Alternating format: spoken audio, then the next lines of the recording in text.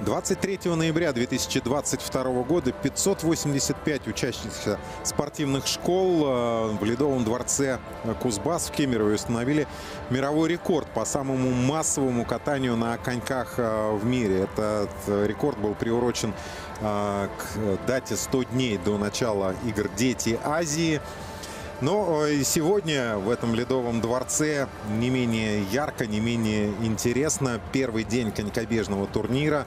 Мы посмотрели с вами состязание на дистанции 500 метров, где выиграли Вероника Бесхлебная и Кирилл Батюшкин.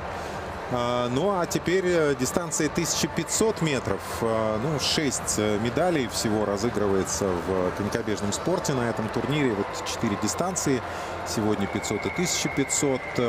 Соответственно, завтра 1000 и 3000 метров. Ну и в заключительный день масс-старт и командный спринт.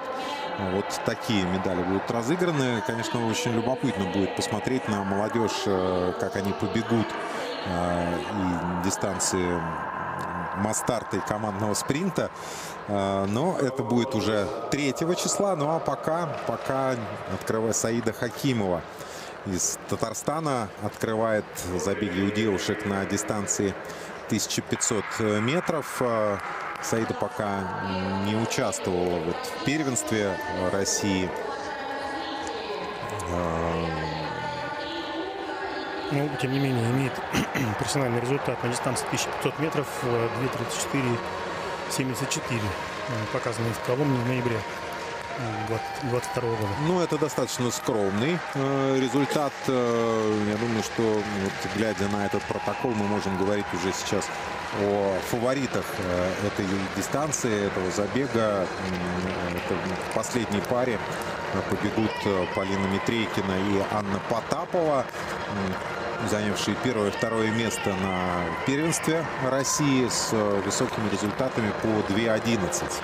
2:11:55 у Митрейкиной, 2:11:69 у Потаповой. На таком уровне пойдет борьба. У девушек рекорд катка на этой дистанции среди юниоров, но более старшего возраста, принадлежит Ольге Дозорцевой. 2:07:56 в феврале 2022 года был установлен. Ну а, конечно, Саиде Хакимовой можно немножко даже и посочувствовать, потому что если на 500 метров стартовать одному, это, в общем, не самое простое занятие, то уж на полуторке это тем более.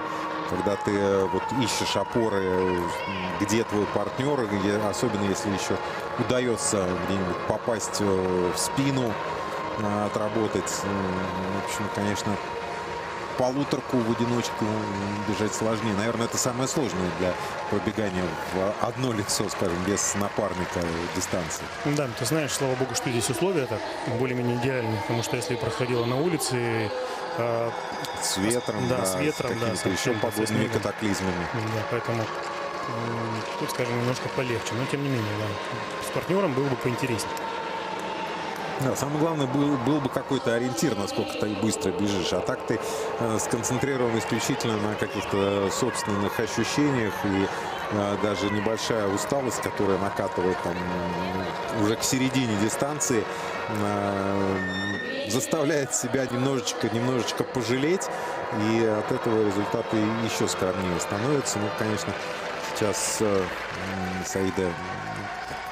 Нельзя сказать, чтобы в полную силу отработала поворот, но старается на финише. Все-таки сбросила обе руки, набегает, насколько это возможно.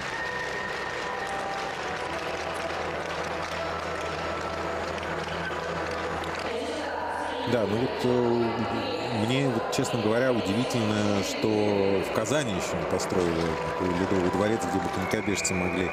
Потому что такое количество различных спортивных объектов в Казани, это, в общем, наверное, в соперничестве с Москвой за право называться столицей российского спорта Казань, с Москвой и Санкт-Петербургом, и по количеству объектов, и по количеству детей, и вообще, в принципе, занимающихся спортом. Но вот Ледового дворца нет, поэтому представителям Татарстана Ледового дворца именно конькобежного нет. Святослава Дорошенко, представительница Дальневосточного федерального округа, и Валерия Лосева из Кемерово. Дорошенко по внутренней дорожке стартовала, вот она в черном комбинезоне, и Валерия Лосева в синем. Хорошо так отрабатывает первый поворот Святослава Дорошенко. Да, но 1500 это все-таки 3 круга, это не 500, как мы помним. Поэтому сейчас все пока рано еще о чем-то говорить. Очень жалко, что у нас нет графики, честно говоря. Было бы поинтереснее, да. Может быть, да, проблемы с электроникой. Да, ничего страшного. Ой, небольшой сбой на переходной прямой у Святослава Дорошенко.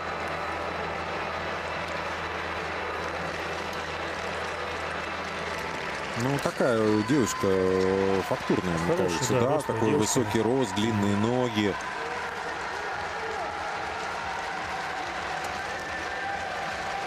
Немножечко сейчас замедлила шаг, чтобы подобрать перед входом в поворот шаги. Ну и Валерия Лосева молодец, что, в общем-то, уже старается побороться. Немножечко технически ей посложнее. Но Дорошенко так уже третий круг держит технически бег свой.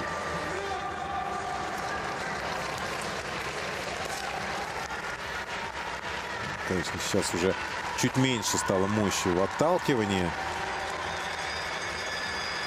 Но все равно поэтому не такой далекий прокат. Рисунок технически сохраняется, да. В общем, посмотрите. И посадка сохраняется. Да, обычно первый признак усталости, когда спортсмен начинает приподниматься вот из этой более аэродинамичной посадки. А Святослава Дорошенко видно, как ей тяжело, но какая она молодчина, что вот отрабатывает до конца и не позволяет себе приподняться, держит посадку. Лишние там какие-то секунды, даже десятые секунды, это вполне достижимо.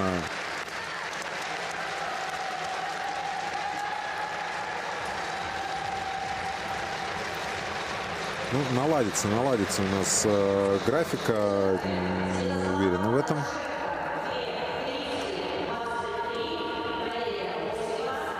Лефер не очень, по-моему, доволен, тем не менее, глядя на бег Валерии Лосевой. Да, много проиграла. У Святослава Дорошенко персональный рекорд 2:25, 0:0. Я надеюсь, что она смогла посоперничать со своим личным, да, вот здесь вот тоже. Вот. Ну, огрехи техники, конечно, есть еще, но мы все-таки стараемся больше внимания обращать на какие-то положительные качества, на которых будет дальше расти и развиваться эти спортсмены. Камиля Янышева, представительница Башкортостана, и Мария Рыбникова, представительница Дальневосточного федерального округа.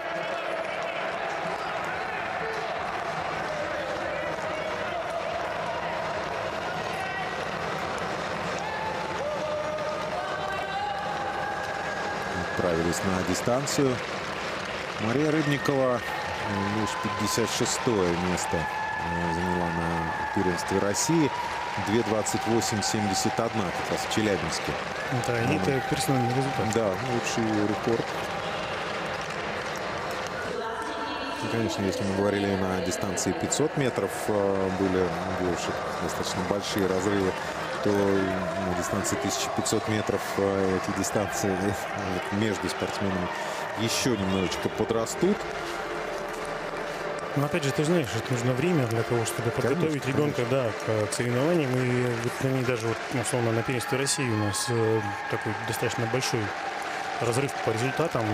Как ты уже проговорил, что лидеры показывают результат 2:11, да, вот Марина Рыбникова, допустим, 2:28, да, это, конечно, многовато, но еще раз повторю, это еще очень юные спортсмены, вот, которым и учиться и техническому навыку, и тактическому навыку, и прогрессировать в плане функций, функциональной подготовки и скоростной подготовки. Поэтому, ну, просто вот для сравнения, в феврале 22 года Рыбникова личный рекорд на этой дистанции установила 2:31:11.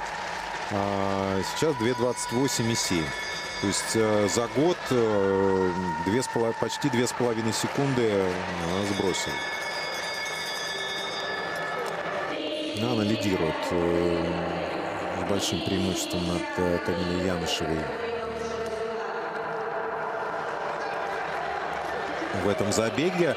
Но еще раз, опять же, отмечу, да, что, да, может быть, среди сборной Татарстана, сборной Башкортостана нет сейчас претендентов на медали этих игр «Дети Азии».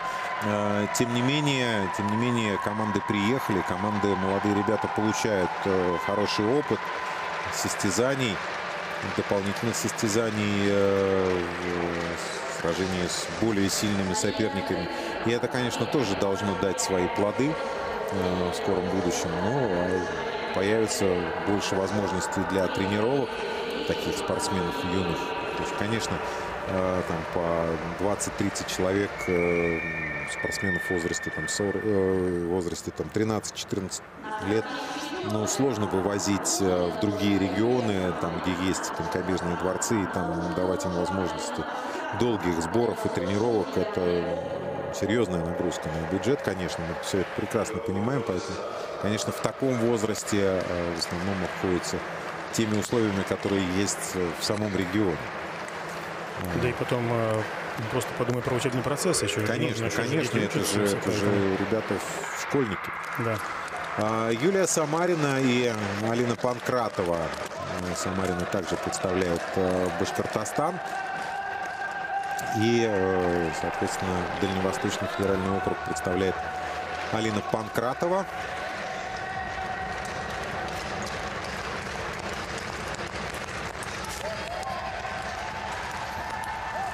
Алина 64-е место заняла на первенстве России. Молодая спортсменка, октября 2008 года. То есть совсем-совсем недавно ей 14 лет исполнилось. 2:34:03 это личный ее рекорд. Ну, вообще, ты знаешь, я считаю, что это замечательно, что вот такие ребята, да, которые, ну, пока далеко не лидеры в этом возрасте, имеют такую возможность просто приехать, поучаствовать в церемонии открытия, посмотреть. А церемония открытия мы с вами видели, такое глобальное театральное действие. Пройтись просто вот в этом параде, участвовать, посмотреть. Да и просто, ну, мы понимаем, порядка 1000 спортсменов в общей сложности приехало на «Дети Азии. И вот пообщаться, поговориться со сверстниками из других видов спорта, пообщаться, это же тоже замечательные эмоции. С языка, честно говоря, да. Во-первых, их расселяют, да, отдельно. То есть они в своей команде, в своих округах живут по отдельным гостиницам. Это тоже очень много значит. Это такая значительная организация, да, но для детей это как бы вот внешняя картинка, расселились вместе какое-то общение новое. Да просто элементарно получить форму для них, для этих детей, это уже как бы красиво и важно. Понимаешь, они вот в этой форме приедут в свой регион. Дети увидят, другие их сверстники увидят, что вот они вот такой красивой форме поучаствовали в таких соревнованиях. Это же так зажигает. И это стимул для тех, кто остался в этот момент дома. Вот, я про это и хочу сказать, что это стимул для тех, кто дома, и это зажигает. Это вот такой очень положительный момент. Да, ну Алина Панкратова заканчивает лидером этой дистанции. Но вот мы говорили про Рыбникову, что она там 3 секунды прибавила. Но у Алины так вообще сумасшедший прогресс. Еще в декабре 2022 года она пробежала с личным рекордом эту дистанцию 2:41:93. А в Челябинске 2:34:03. То есть почти 8 секунд. На 8 секунд улучшилась. Ну и, может быть, и сегодня, ну, конечно, да, уже тут картинка бега совсем развалилась. Еле-еле. Силенок совсем не осталось, но, тем не менее, добежала до финиша. Алина Панкратова, молодчина, выиграла в этой паре. Обыграла Юлию Самарину. И записывают тренеры ее результат.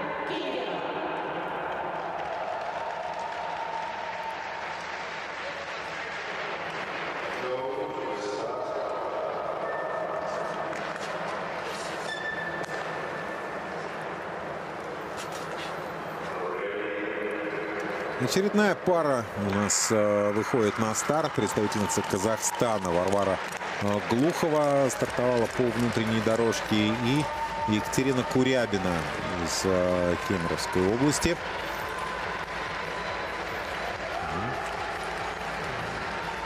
Конечно, кемеровские ребята лучше знают этот лед и этот дворец. Это не значит, что они всегда должны выигрывать, пока Курябина достаточно много Варваре Глуховой уступила на стартовом отрезке. Ну, с другой стороны, у нее есть ориентир, за которым стоит потянуться.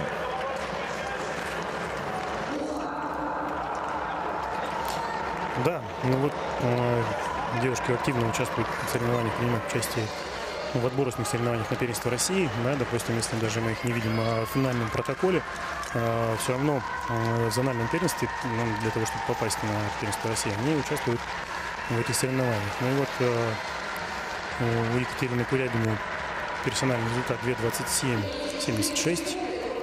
А Варвары Глуховой результат значительно лучше. Спортсменка родилась в августе 2008 года. 2:19:09. То есть вот уже пошли рекорды из 2:20. Личные. В ноябре 2022 года на старте нынешнего конькобежного сезона в Астане пробежала она с таким результатом.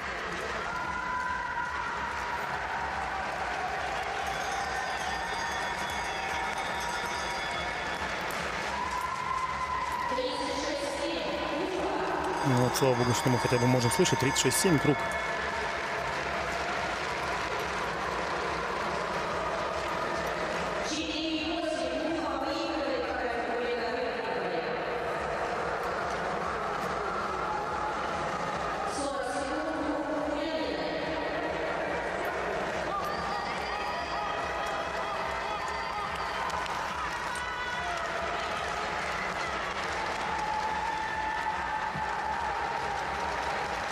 Ну, финиш Варвары Глуховой. Опять же, юниорка, соревнуясь со взрослыми на стартах Кубка Казахстана. Там, уже в начале второго десятка занимает места. Ну, это тоже вот любопытный опыт. Ну, вполне возможно, что еще и, скажем так, из-за того, что не так много конькобежцев в Республике Казахстан, и там проводить чемпионат только одними взрослыми, где будет там человек 6-7, нелогично, да, и соединяют вместе с юниорами. Но для юниоров это великолепная возможность, да, с такими мастерами, как Катя Айдова, побегать в одной паре. Я-то думаю, что занимающихся хватает. Это и школа Медео, и в Астане, и школа. Я имею в виду тех, кто на уровне чемпионата выступает. Да, просто не такое большое количество соревнований, где могут они проявить себя. В шестой паре жребий определил Викторию Федорову из Кемеровского региона в паре с Айзадой Рынбек из Казахстана. По внешней дорожке казахская спортсменка отправилась на дистанцию.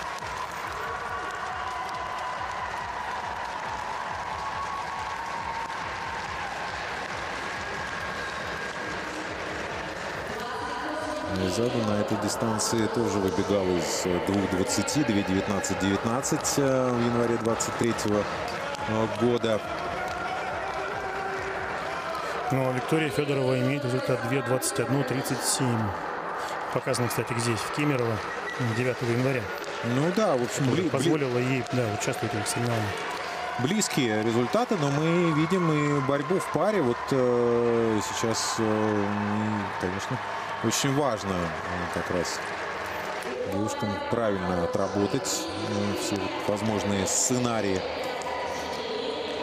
немножечко отстает Виктория Федорова. Не успела добрать соперницу, чтобы ей выскочить в спину. Но мне кажется, что вот прокат получше сейчас у Виктории Федоровой.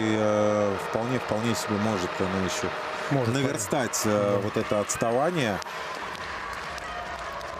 Да, Айзада Эренбек уже тяжеловато выглядит. Там, видите, какой коротенький шажочек, практически без проката. Да, последний круг, но на этом круге сейчас все, можно сказать. Федорова еще больше теряет, да, на этом круге, да.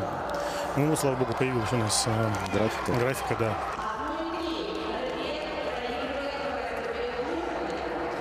Ну вот, Глухова пока лидер соревнований.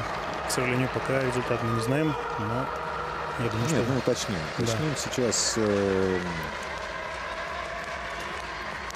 Понятно, что такой масштабный показ, ну, по сути, детских соревнований, да, 13, 14, 15 лет ребятам на этих соревнованиях. И я думаю, что впервые их родные и близкие могут увидеть их в телевизионной трансляции. Айзада Эренбек снова разменяла 2.20, 2.19, 6, по-моему. Чуть-чуть скромнее личного рекорда, но очень близко. Очень близко к личному рекорду. Хватило все-таки у нее силенок дотерпеть до конца дистанции. Хотя казалось, что вот уже техника бега немножечко нарушилась где-то примерно в середине забега.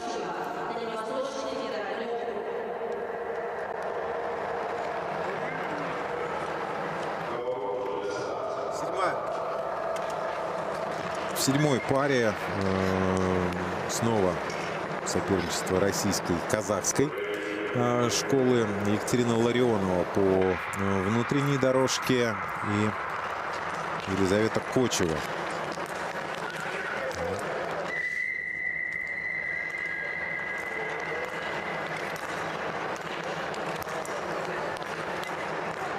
Да, ну вот судьи на старте тоже меняются. И сейчас судья-стартер Евгений Волнухин тоже с очень большим богатым международным опытом. В том году принял участие в Кубке мира по юниорам и судействе. У него, собственно, очень строго следит за фальстартами на старте. Волнительно, безусловно, для девчонок, конечно, такие большие паузы, потому что, ну, скажем так, на региональных соревнованиях судьи-стартеры, они чуть-чуть лояльно, скажем, смотрят на это. Вот. Здесь понятно, что... ты знаешь, а может быть и надо с детства готовить, да, спортсменов к тому, что ждет их во взрослой карьере. Екатерина Ларионова, представительница Казахстана, личный 2.22.23. Января 2003 года в Астане свежий результат. И 2.23.76 у Елизаветы Кочевой. Результат установленный в Иркутске 1 декабря 2022 года.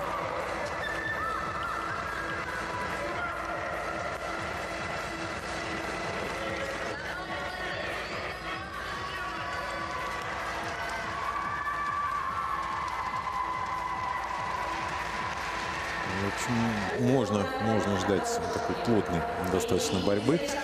Кочева в Челябинске на первенстве России 2.26.78 2 недели назад показала. Это был всего лишь 50-й результат.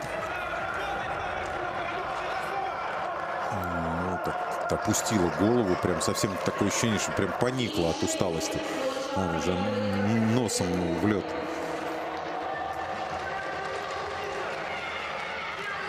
Ну, шаг в шаг. Шаг в шаг. Вот ты знаешь, да, вот здесь как раз и проявляется характер. Вот на финише дистанции сохранение технического исполнения, сохранение ритма бега. Вот, это вот очень важный момент.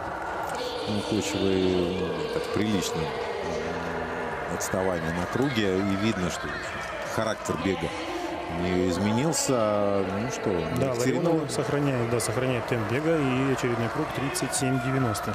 94.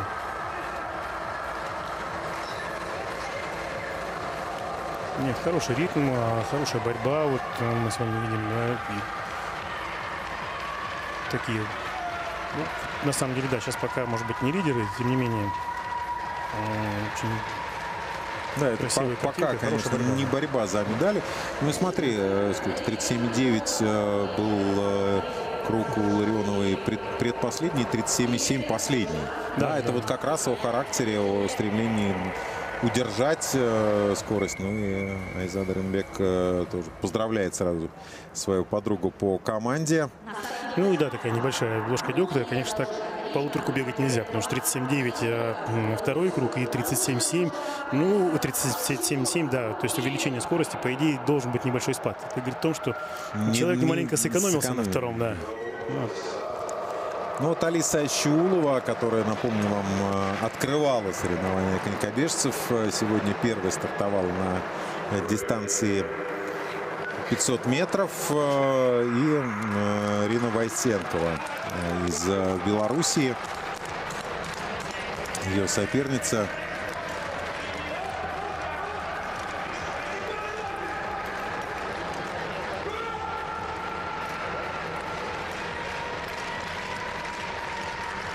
Вообще очень интересно в этом году складываются отношения с белорусами. Очень практически во всех всероссийских соревнованиях во взрослом спорте, во взрослом представительстве принимали участие. И тот же Игнат Головатюк, и Марина Зуева, и Анна Нифонтова. Она сейчас уже, к счастью, уже не Нифонтова, вот, а Домарадская. Вот, и очень интересное соперничество получилось. И вот видите, и сейчас в молодежном спорте. Ну, в общем, понятно, что мы всегда были готовы где-то как-то объединяться, но сейчас еще и внешние проблемы нас еще больше сплотили, так что это абсолютно логично. За неимением международных стартов соревноваться хотя бы вот. Это же не только в конькобежном спорте, да, и в биатлонном чемпионате белорусская сборная, в открытом чемпионате России принимала участие, и в Кубке России. Так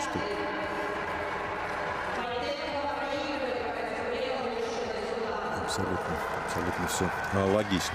Ну а уж тем более, когда международные соревнования проходят, оказалось бы, ну, немножечко странно выглядит, что дети Азии, спортсмены из Белоруссии.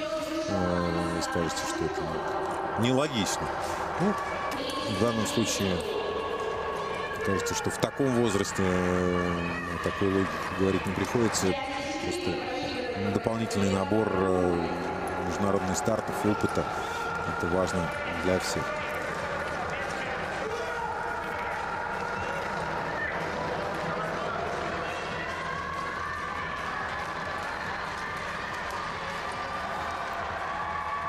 Ну, молодец Щиулова. Алиса выигрывает с большим перевесом в этом забеге. 2:23. 50. Да, и это является персональным результатом для личным рекордом. Да, Алисы. И смотрите, она еще сетует, что вот не так все сложилось, да, что-то вот она так развела руками, и так не очень довольна даже осталась. Может быть, хотелось соперницу посильнее. Да, возможно, рассчитывал на борьбу в паре. Ну, с другой стороны, 2:27 белорусский личный рекорд был. В общем, понятно было, что личный еще и получше. Виктория Харитонова и Евелина Конопляник из Белоруссии. Харитонова московскую команду, московскую сборную представляет.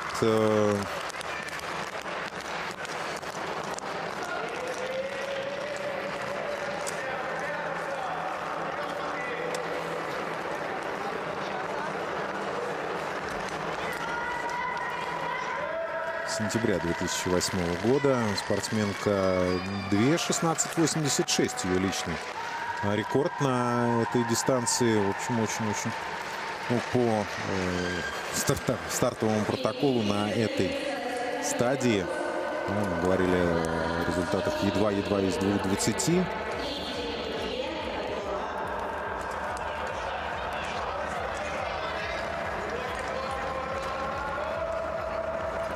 Евелина Конопляник ноября 2007 года. И 2:15:98 ее личный рекорд.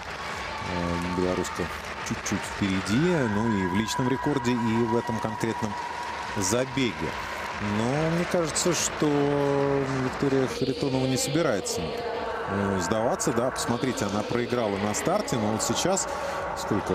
64 сотые отыграла на этом круге. Да, я думаю, что очень интересный финал этого забега нас ожидает. Ну, конечно, 2:16. 86 у Виктории. Хороший уровень. Ну и у белоруски 2:15:98. Да.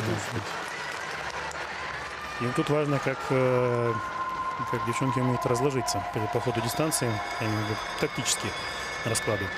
Ну да, выбрать правильную скорость. У Харитоновой снова круг чуть быстрее. Да. То есть уже практически все, что вот отдала на стартовом отрезке, она 0,5 на втором круге отыграла. Наверстала, да, и Алексей сейчас... Зуйков сейчас подгоняет.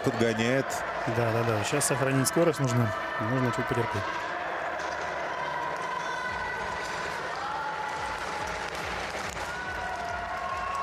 Ну и, в общем, надо сейчас самое главное для Харитоновой хорошо отработать малый поворот. Ой. Ну да, какой уже малый поворот. Да, я уже думал, что еще круг. Ну что, выиграла Харитонова на самом финише 11 сотых секунды. Да, результаты не на уровне личных рекордов по 2:18. Но девушки показали какой сосредоточенный взгляд, как внимательно была Евелина Конопляник на этой дистанции.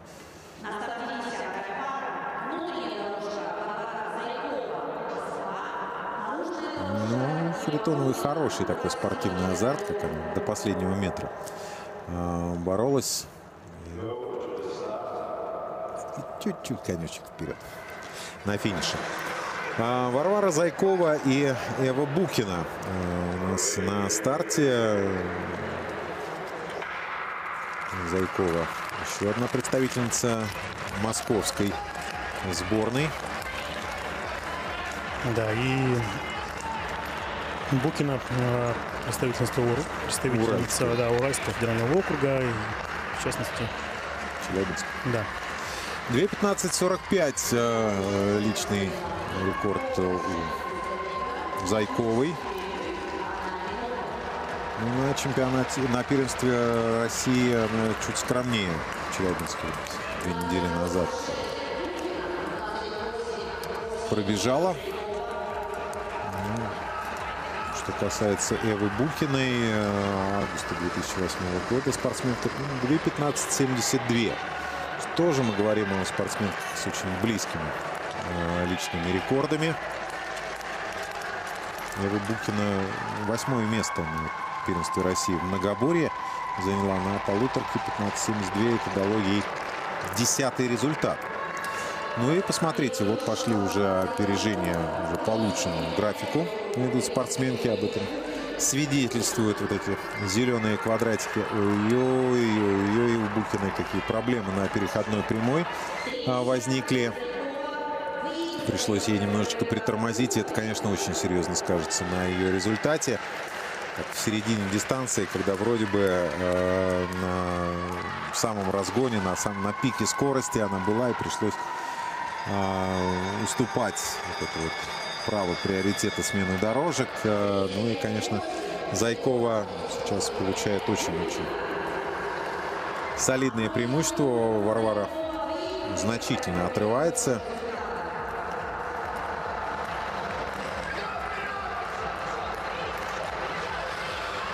Такой большой переезд. Ну да, ну вот я говорю, это же ведь дело не в том, что ты притормозил, а потом надо разогнаться. Очень по состоянию мышц. Да, очень сложно это сделать в середине дистанции, потому что после такой потери скорости обратно вернуться я этому уже далеко не начал. У Зайковой тоже силенок не осталось на финиш.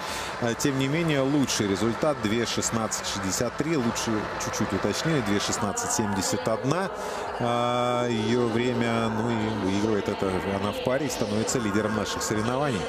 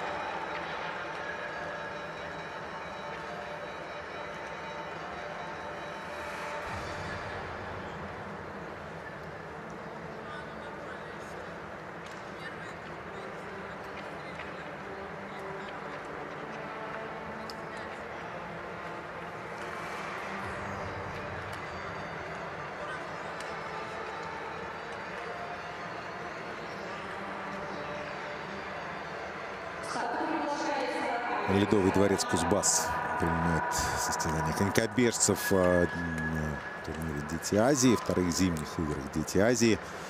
Ну и первый день, третья дистанция, девушки 500 метров, Варвара Зайкова. Лидер соревнований 2:16:71. Этот рубеж как раз для всех остальных. Но и еще одна представительница команды Москвы Дарья Пиманова и ее соперница Дарина Каушева из Казахстана. Ну, что касается Пимановой, 2:18:79. Ее личный рекорд в Челябинске. Да, 20 февраля. Челябинский красный первенство России.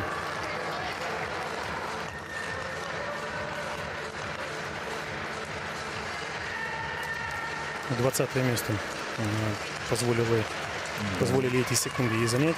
Ну и чуть-чуть, совсем чуть-чуть в личных рекордах уступает ей Дарина Каушева, 2:19:01. Ну, тоже достаточно свежий, ноября 22 года личный рекорд. Ну, так очень скромно обе девушки разогнались. Но еще раз повторимся, их личные рекорды поскромнее, чем уже Варвары Зайковой, которая является лидером соревнований. Очень такое достаточно приличное отставание. Да, сейчас хорошую позицию получит Дарья Пиманова на переходной прямой. Вообще, честно говоря, достаточно давно уже наблюдаю Дарью. Занимается она у Зайцевой Ирины Владимировны в Москве. И такая очень складная девушка в плане технического исполнения. Ну и вот тактически посмотрите, очень неплохо выстраивает бег. Сейчас это будет очень интересно посмотреть, да, вот какие секунды будут показаны на втором. Да. Может быть, даже имело смысл чуть подольше на внешней дорожке, на большой дорожке задержаться, чтобы чуть больше аэродинамики поймать. Да, но получить, да, больше преимущества на переходной прямой. Ну, с другой стороны, мы видим, что очень уверенно видит Пиманова свой бег. Последний круг. Да, 35:0 был первый, 36:5, очень хороший второй круг. Ну, многовато чуть проигрывает за счет того, что первый круг, конечно, скромнее был. Ну, вот. Нет, ну еще раз повторимся, что да, ну, все-таки разница в личных рекордах такая на уровне там 2-3 секунд, это определенный показатель. Тут как раз 3 с лишним секунды в личных рекордах она Зайковой уступает, и где-то как раз 3 с небольшим секунды и проигрывает. То есть вот соотношение между Зайковой и Пимановой, в принципе, сохранилось. 14 лет Пимановой. Вот, посмотри, как отыграла здорово на последнем круге. Да, то есть понятно, что есть небольшой резерв. То есть можно было и начать посильнее. Но и 2:17:08 это секунду она сбрасывает с личного рекорда. Да, и видно, как довольна девушка, собственно. Да. Молодец. Честно говоря, очень хороший бег. Ну, кстати, на 500-ке-то побольше мы вроде бы как личных рекордов видели. Здесь на полуторке потяжелее все-таки и дистанция. И не так часто удается отмечать личные рекорды. Но вот Дарья Пиманова как раз среди тех, кто обновил свой личный рекорд. Секунда — это солидно. Елизавета Диких из Сибирского федерального округа и Доминика Кухарчук из Белоруссии. Здесь фальстарт.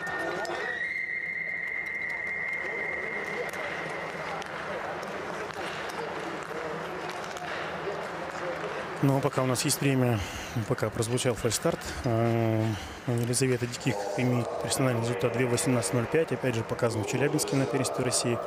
И это было 14 место. Да, ну а что касается белорусской спортсменки, 2:15:14 в феврале 23 года. Ну, то есть за буквально день до начала соревнований в Челябинске, 19 февраля она пробежала в Минске на катке.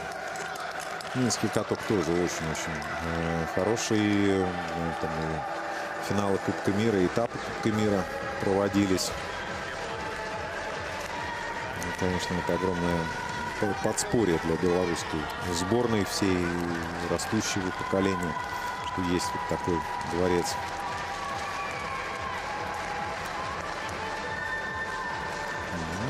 Диких начинает достаточно активно. 28-69 по лучшему графику. Да, вот в Омске, конечно, тоже вот не хватает, очень не хватает Ледового дворца.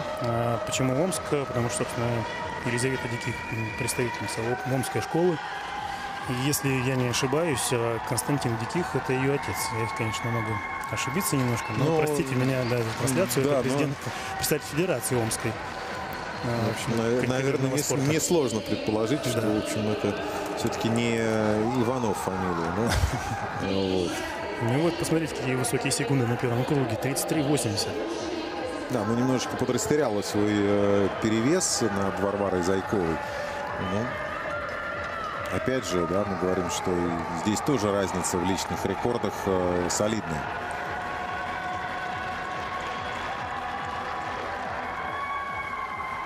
Ну, так, картина бега очень-очень неплохая. Белоруску солидно обыгрывает Елизавета.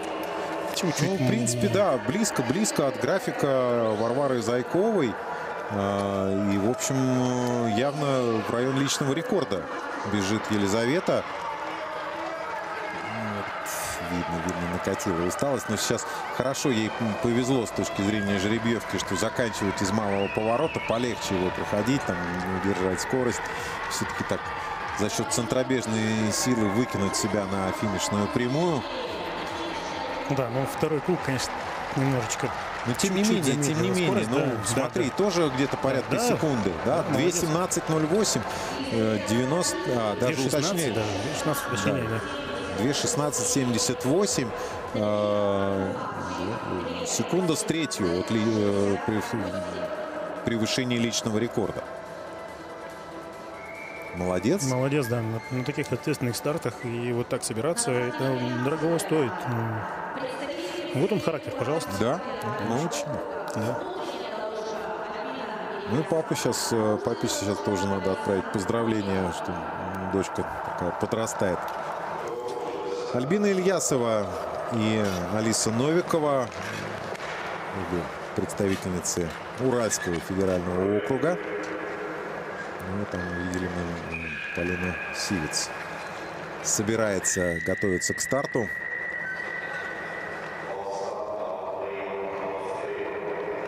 Да, нестабильная позиция, замечает Евгений Волмухин, главный стартер. Ну, а тем не менее, тем временем Альбина Ильясова является серебряной призеркой первенства России с результатом... Бронзовая, простите, да, бронзовая, да. С результатом 2:13:19.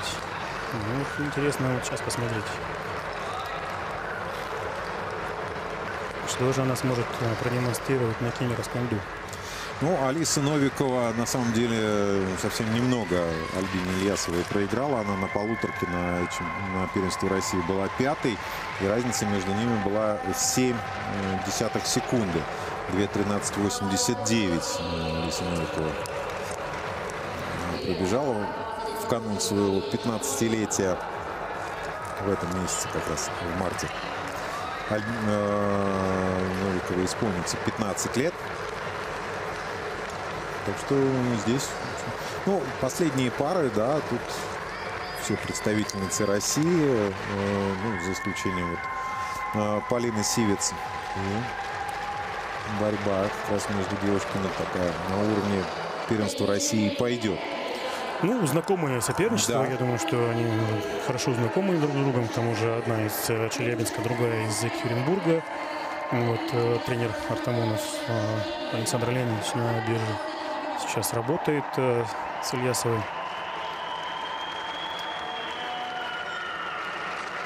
Вообще, на самом деле, конечно,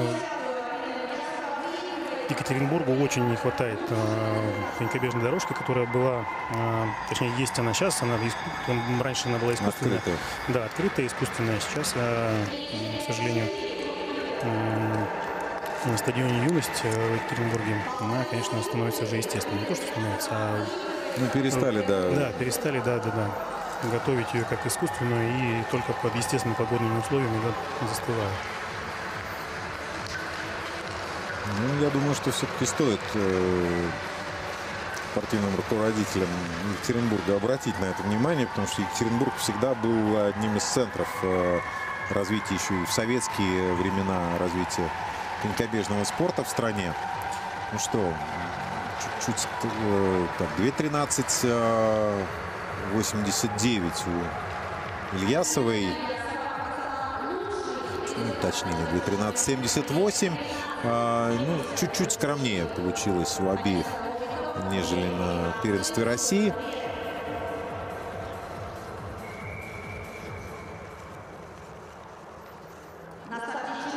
Полина Сивец из Белоруссии. Сейчас выйдет на старт. Ну, в общем, пока, что касается, по крайней мере, конькобежного турнира, гостеприимными хозяевами нас не назовешь. Мы видим, что обычно там где-то первая десятка лучших результатов в исполнении российских спортсменов. И только потом начинаются какие-то результаты от юниоров из Казахстана и Беларуси. Ну вот, что касается Полины Сивец, то 2:11:92 ее личный рекорд. Да, то есть мы говорили о том, что мы в фаворитах Митрейкину и Потапову увидим, которые по 2:11 пробежала. Ну вот, наверное, Полину Сивец тоже надо учесть. Ну и Вероника Бесхлебная, да, уже чемпионка этих игр «Дети Азии» дистанции 500 метров.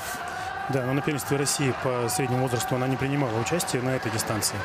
Да. Вот, а персональный результат ее составляет 2:13:66. Она бежала только 500 и 1000 метров.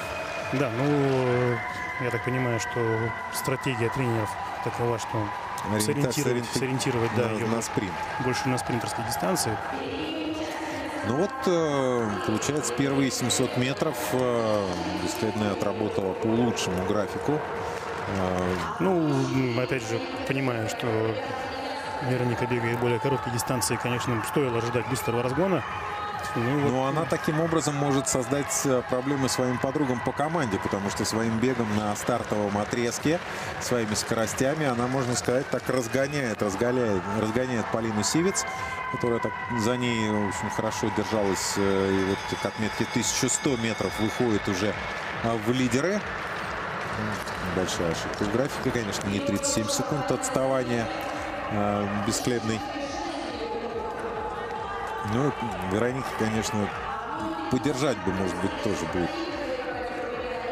Да, хороший результат. У нее личный 2:13:66. Тоже такой достаточно высокий. Января 22 года в Коломне. Близко. Борется до конца, да, посмотри, старается на финише. Ой, проблемы у белоруски едва не упала. Но все-таки выигрывает. Но Бесхлебной, конечно, тяжело. Тем более, что еще был старт на 500 метров. Такой изнурительный достаточно. Она всю дистанцию с чуть-чуть расстегнутым комбинезоном бежала.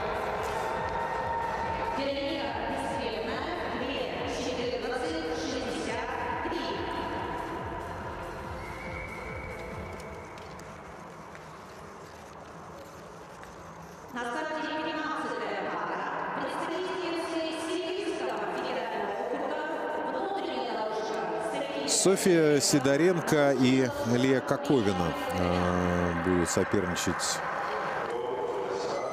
в заключительной паре. Лия 6-й была на первенстве России.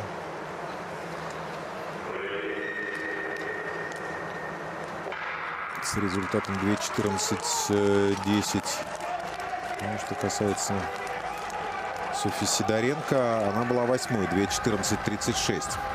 Что тоже прекрасно знакомые результаты и соперницы.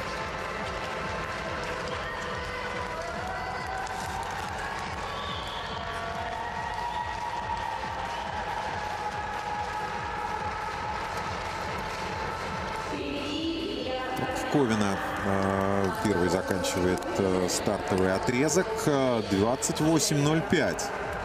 Очень-очень резвый разгон. Конечно, все-таки полуторка, дистанция длинная. Здесь очень-очень важно правильно разложиться. Кто знает, может быть, Софья Сидоренко, которая начала чуть-чуть поскромнее. Хотя тоже быстрее, я так понимаю, что по-прежнему же, да, остается у нас лучшим результат Варвары Зайковой.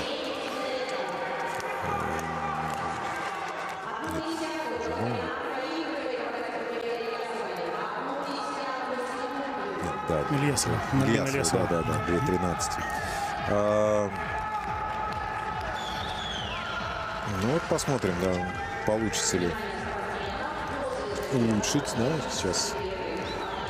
Ну, послушай, в любом случае Ильясова была третьей на первенстве России, да. Поэтому мы уже можем как-то сопоставить уровень, наверное, это близкие да, результаты. 35-9. Вот большая часть, конечно, девчонок не удерживает второй круг. Вот сейчас вот Сергей Тарасов очень активно подгоняет, понимает, что слабоват немножко был второй. Ну и, собственно, надо что-то делать на третьем для того, чтобы быть повыше. Да, здесь все-таки немножко заметно, да, что вот выложилось так на стартовом отрезке, а сейчас даже технически немножко рассыпается бег. Но старается на финише, но, может быть, получится личный рекорд. Какой-то 2:16:09. 2 секунды отставания от личного рекорда. И Сидоренко 2:18:72.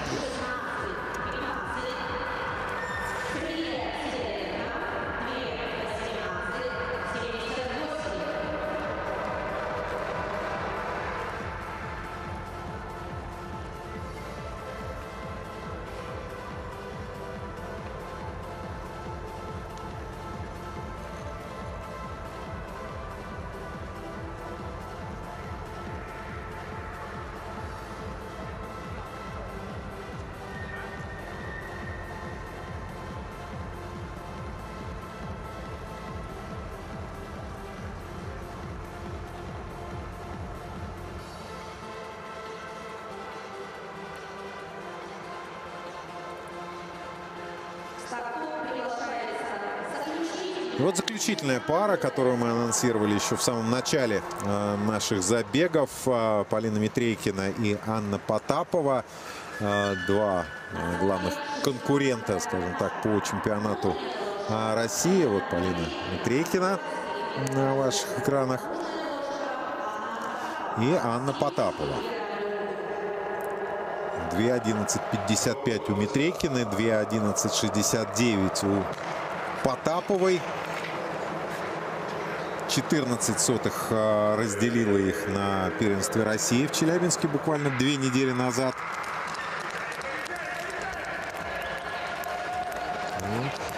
Получится ли сегодня такая борьба?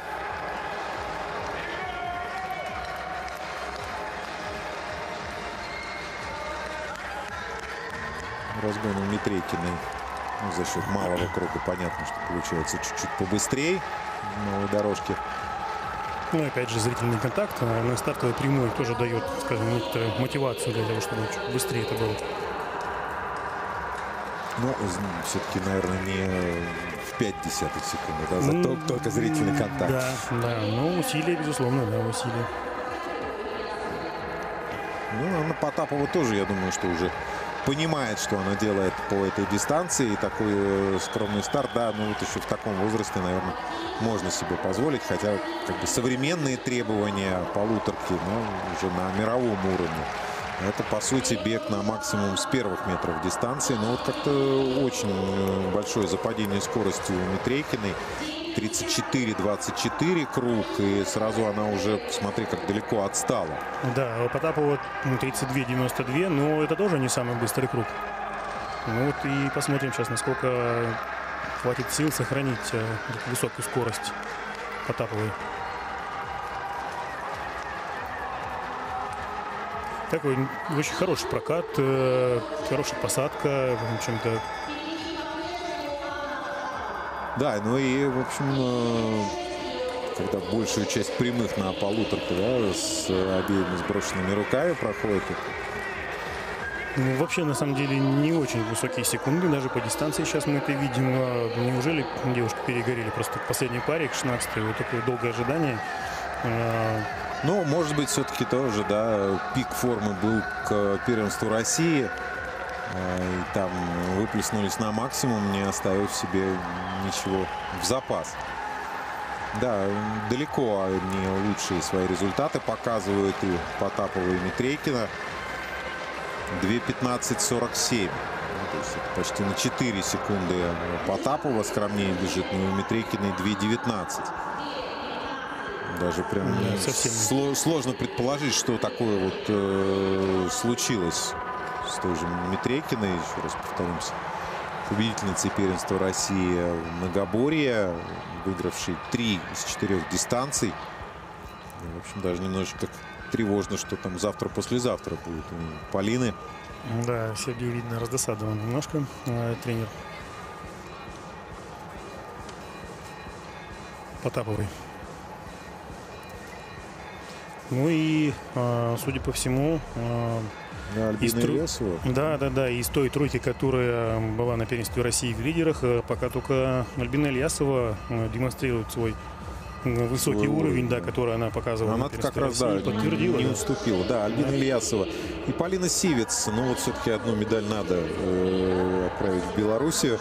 Полина Сивец становится серебряным призером. Ну а Вероника Бесхлебная, в общем, неожиданно, наверное, для себя на полуторке получает здесь бронзу в комплект к своей золотой медали на дистанции 500 метров. Полина Митрейкина, аж 15-е место. Да, ну это, конечно, тренерам придется разбираться, что же там произошло такое, что вот после победы на чемпионате России здесь только лишь 15-е место. Ты знаешь, пробегая 4 дистанции просто в многоборье, да, идет, скажем, небольшой спад формы. Ну, безусловно, но все остальные же тоже бежали эти 4 дистанции. Ну что ж, ждем забегов у ребят на дистанции 1500 метров в завершении первого дня конькобежного турнира.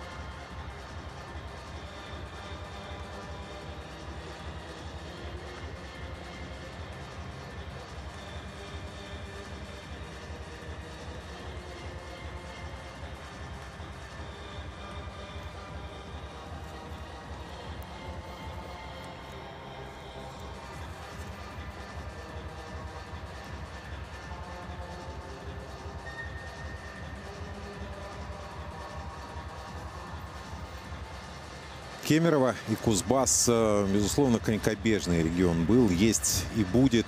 Достаточно вспомнить только советские времена и уроженку Кемерово Наталью Шиве, призера Олимпийских игр, многократную чемпионку СССР в многоборье на отдельных дистанциях, мастера спорта СССР международного класса, ныне руководителя федерации.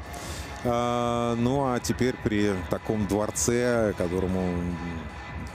таком красивом дворце, которому, безусловно, отведена огромная роль в воспитании новых поколений российских спортсменов во многих видах, ледовых видах спорта, ситуация станет еще лучше. Ну и лишнее тому подтверждение проведения игр «Дети Азии». Ну, вообще, надо сказать, что Кемерово и Кузбасс очень спортивные регионы, и развивается здесь огромное количество видов спорта, и в том числе и возможности для занятий спорта всеми, в том числе и туристами, приезжающими в этот регион. Их число растет с каждым годом.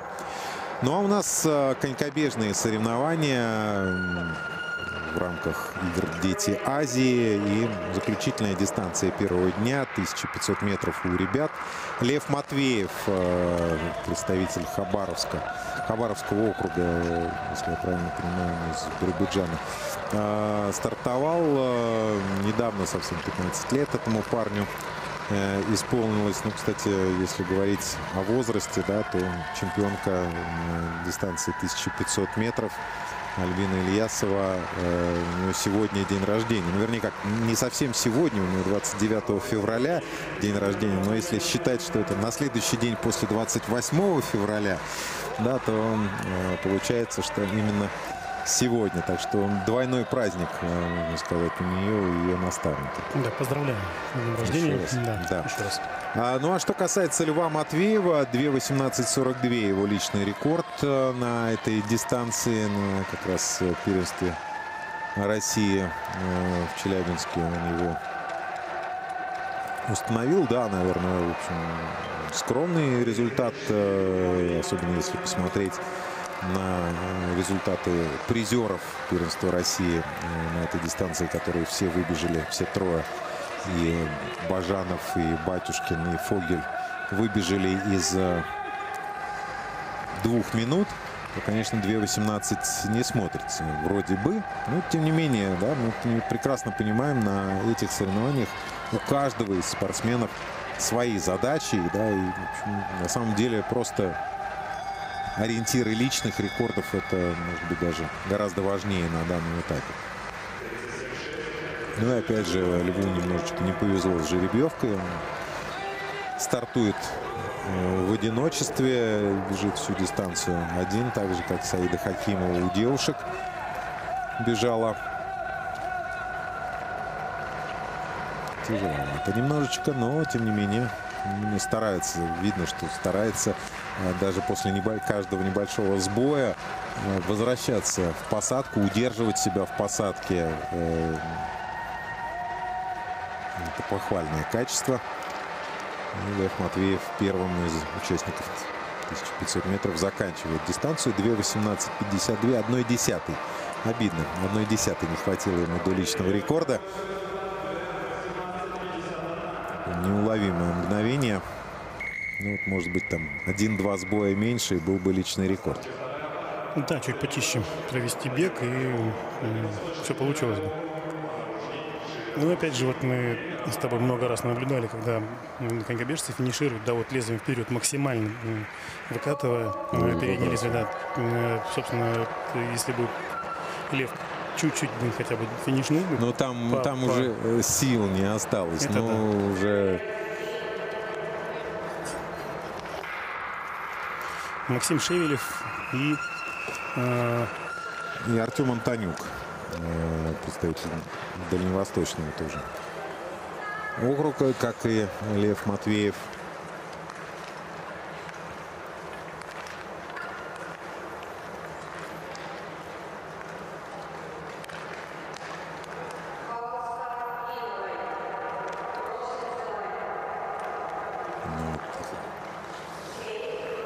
Как раз Митрофанова была на ваших экранах.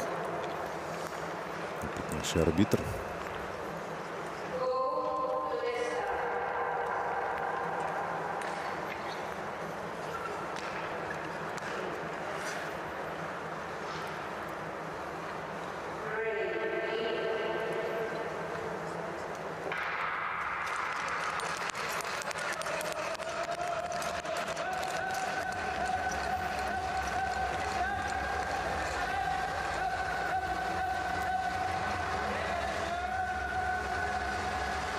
Интересно, Антона Антонюка.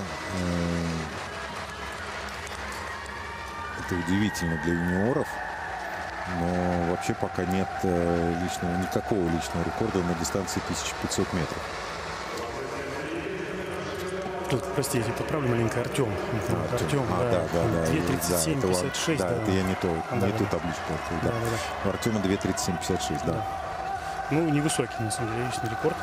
Но посмотрим сейчас. Наверняка мы сейчас увидим обновление этого рекорда, потому что очень ровная борьба идет.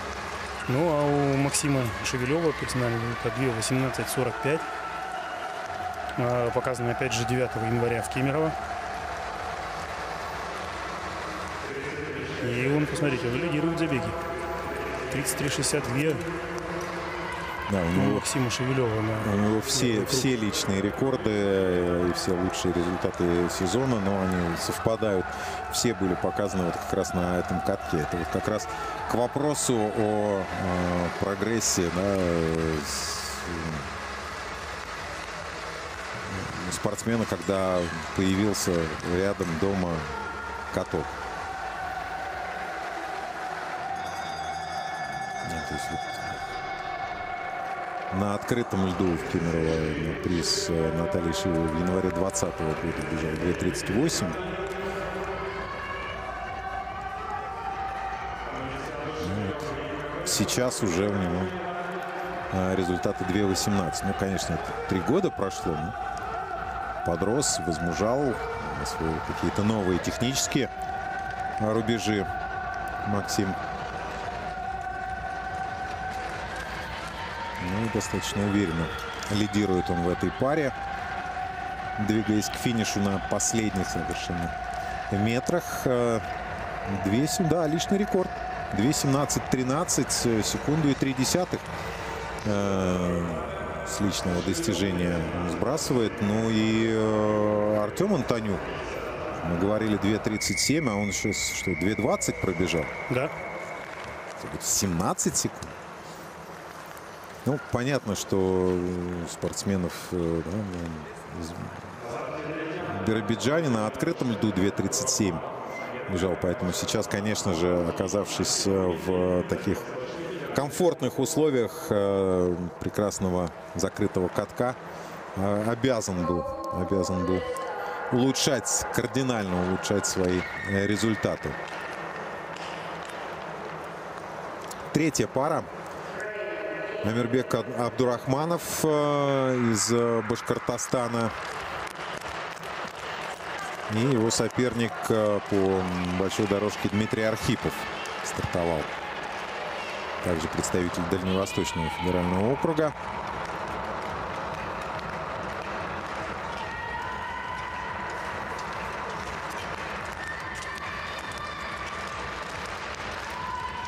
Амирбека Абдурахманова 2:28,01 личный рекорд в ноябре 2022 года в Челябинске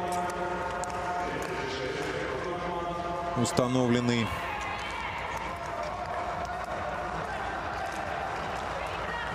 Что касается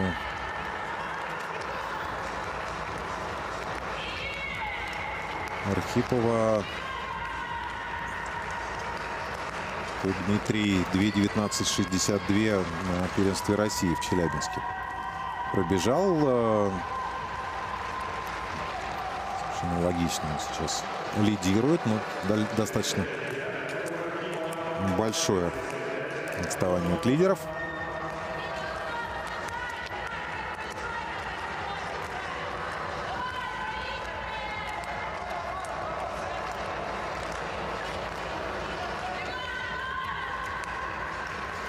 Ну и вот совершенно закономерно Архипов лидирует в этой паре.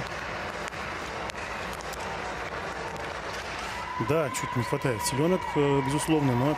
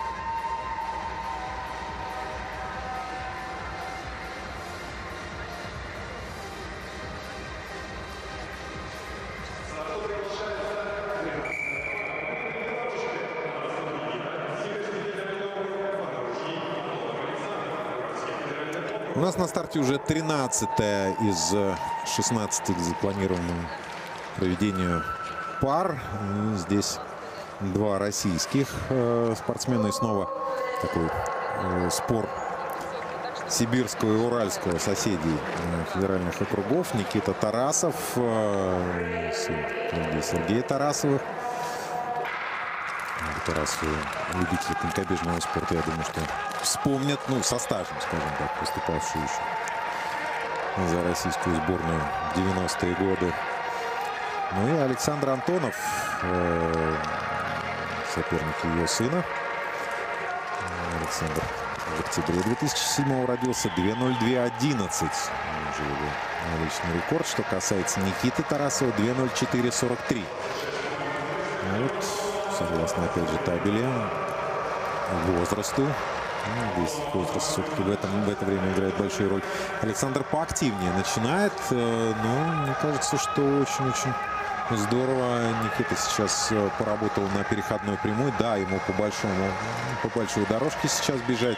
Так, визуально мы сокращение дистанции не увидим.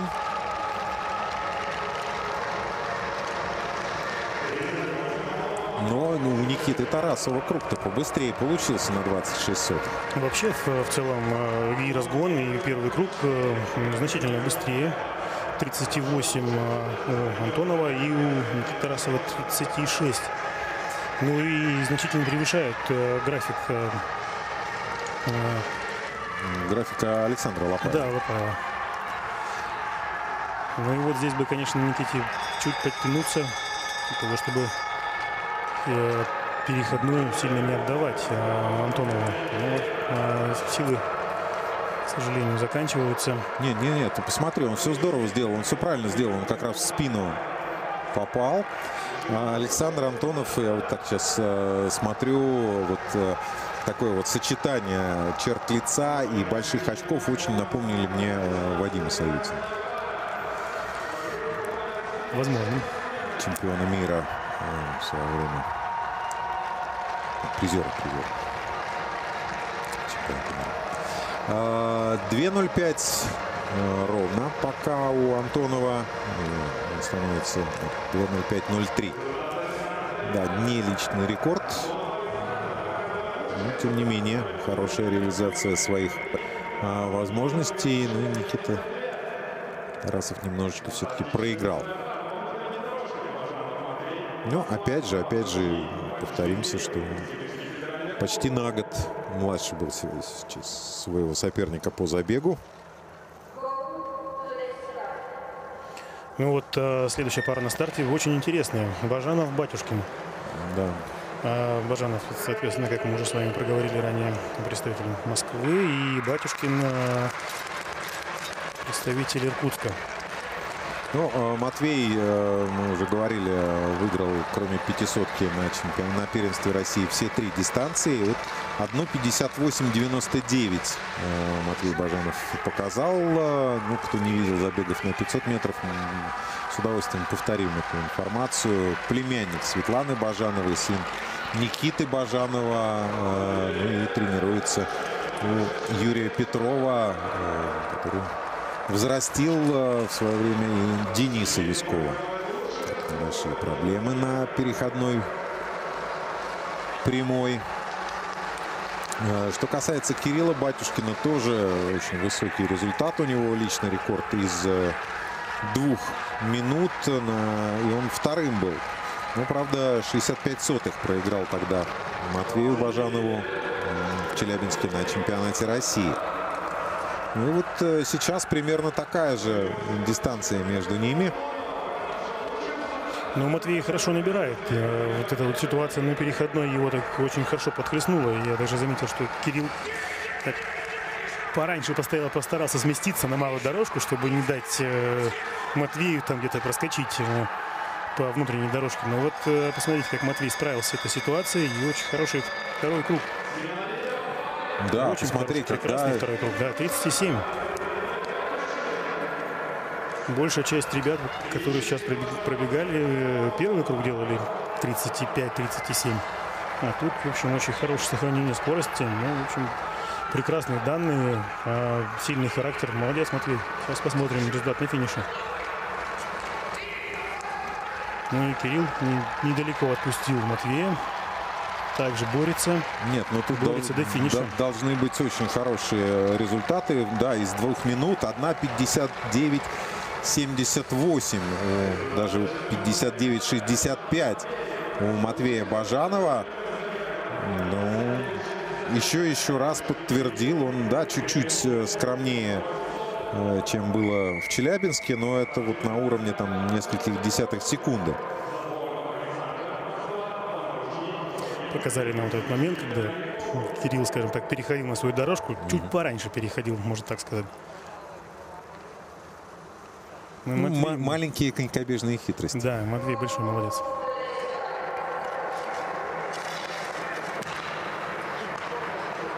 Ну а тем временем Александр Задворнов, еще один представитель Москвы, и Юрий Фогель, представитель Сибирского федерального округа. Фогель был призером на полуторке, также выбежал из 2 минут в Челябинске, так что его со счетов уж точно сбрасывать не будем.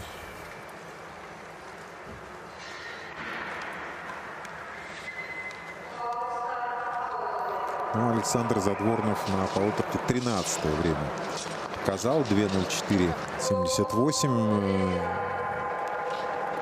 Что касается Челябинска, ну, это его личный рекорд на этой дистанции.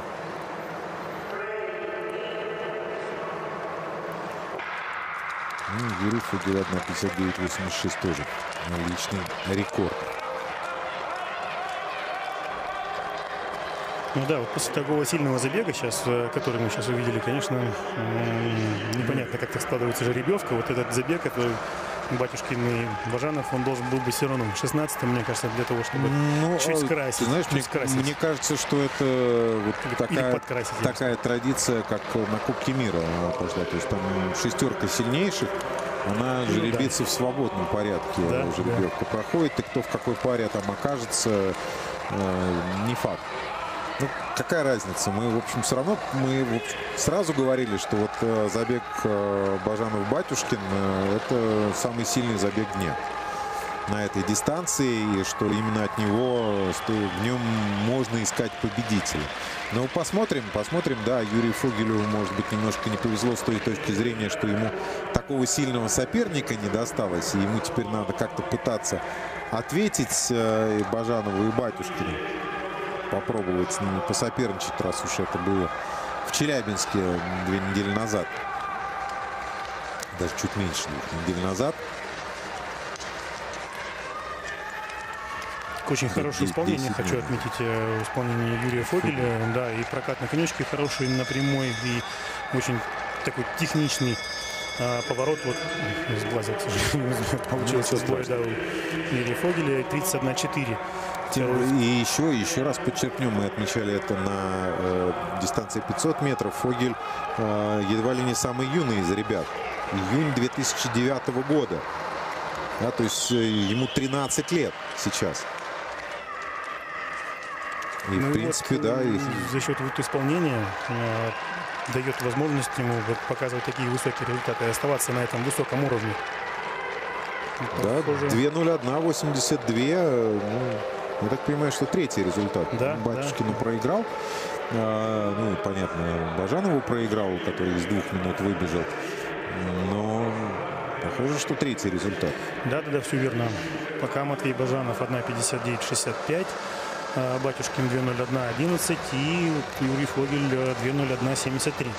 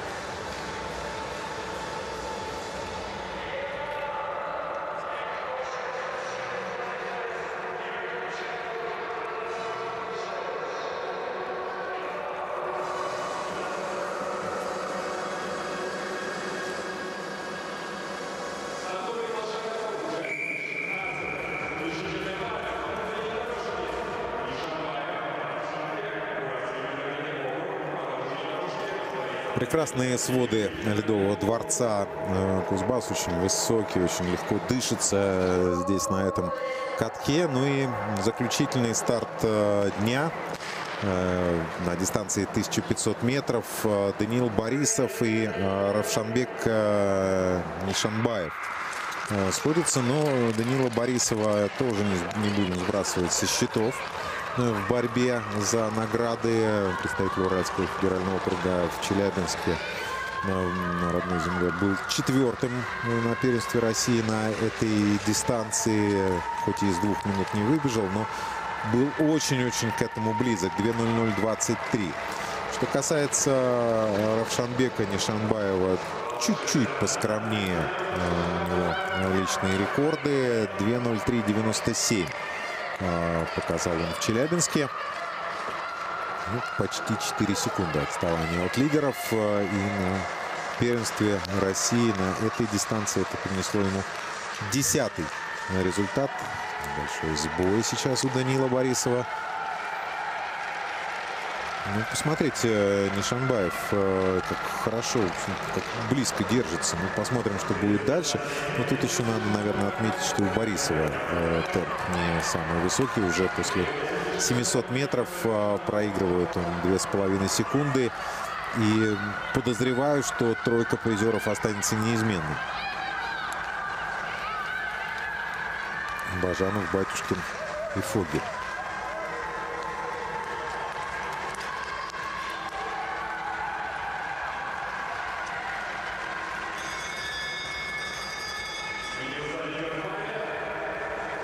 Да, растет отставание. Ну вот серия стартов таких ответственных для молодых ребят, ну, конечно, может вот так негативно сказываться.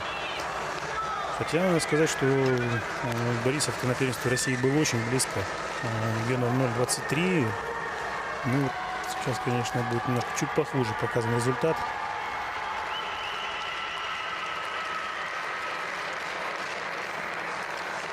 Да, 2:05. 2:05. Ну и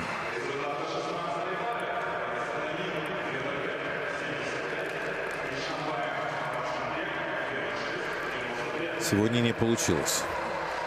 Но повторимся еще раз. Да, может быть, действительно был больше упор на первенство России. И, соответственно, сейчас уже, может быть, в таком юном возрасте немножечко силенок не хватило посоперничать с фаворитами, посоперничать с главными претендентами. Ну, может быть, получше был бы результат, если бы, скажем, Борисов с Фогелем бежали в одной паре. Но жеребьевка распорядилась немножечко иначе. И, соответственно, у нас тройка призеров. Сейчас окончательные результаты там все судьи все проверят, предоставят нам окончательную информацию. Ну, Матвей Бажанов, Кирилл Батюшкин, Юрий Фогель. Даниил Борисов в итоге стал пятым. Отставание, конечно, значительное на этот раз от тройки призеров. Там не несколько десятых, а 5 секунд. Но, тем не менее, российские конькобежцы очень-очень здорово здесь выступают. Ну, может быть, немножко негостеприимно. Тем не менее. Буквально завтра, 2 марта в 9 утра, мы продолжим наш рассказ о турнире конькобежцев на играх «Дети Азии». Ну а на сегодняшний день заслуженный мастер спорта Евгений Лавенков, комментатор Матч ТВ Игорь Швецов благодарят вас за внимание. Всего вам доброго и спасибо. Всем всего хорошего.